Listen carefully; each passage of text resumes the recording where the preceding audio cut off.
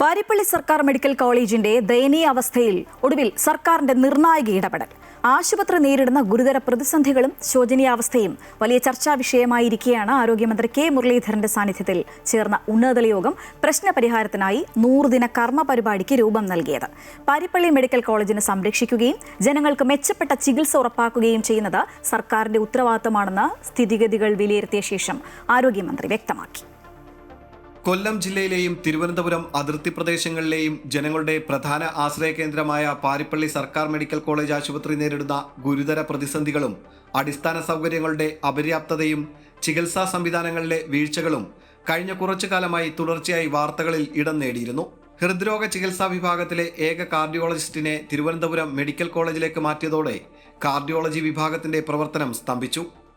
ഗുരുതരാവസ്ഥയിലെത്തുന്ന രോഗികളെ പോലും തിരുവനന്തപുരം മെഡിക്കൽ കോളേജിലേക്ക് റഫർ ചെയ്യേണ്ട സാഹചര്യം വ്യാപക വിമർശനങ്ങൾക്ക് ഇടയാക്കി. ഓപ്പറേഷൻ തിയേറ്ററുകളിലെയും ICUവിലെയും AC തകരാറുകൾ ഉൾപ്പെടെയുള്ള സാങ്കേതിക പ്രശ്നങ്ങളും ചികിത്സയെ പ്രതികൂലമായി ബാധിച്ചതായി പരാതികൾ ഉയർന്നു.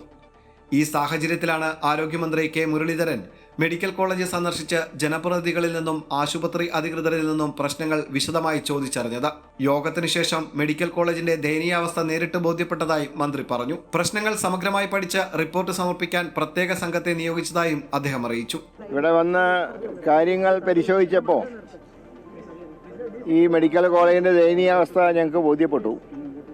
പക്ഷെ ഒരു പ്രത്യേകത എവിടെയുള്ളത്, ഇപ്പോൾ പുതിയതായി തുടങ്ങിയ മറ്റ് മെഡിക്കൽ കോളേജിനേക്കാൾ കെട്ടിടങ്ങളും സൗകര്യങ്ങളും ഏറ്റവും ഉള്ളത് ഈ മെഡിക്കൽ കോളേജിലാണ്. പക്ഷേ ദൗർഭാഗ്യവശാൽ ഇത് വേണ്ട രീതിയിൽ ഉപയോഗിക്കാൻ കഴിഞ്ഞിട്ടില്ല.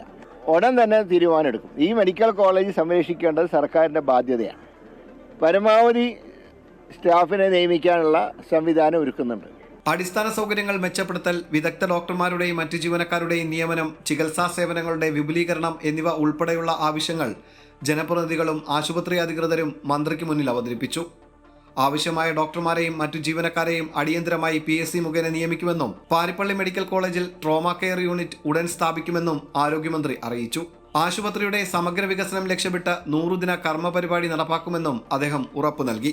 പാരിപ്പള്ളി മെഡിക്കൽ കോളേജ് നേരിടുന്ന പ്രശ്നങ്ങൾക്ക് യുദ്ധകാലാടിസ്ഥാനത്തിൽ പരിഹാരം കാണുമെന്നും ആശുപത്രിയെ ശക്തിപ്പെടുത്തുന്നതിനുള്ള എല്ലാ നടപടികളും സർക്കാർ സ്വീകരിക്കുമെന്നും ആരോഗ്യമന്ത്രി കെ മുരളീധരൻ വ്യക്തമാക്കി. അമൃത ന്യൂസ്, കൊല്ലം.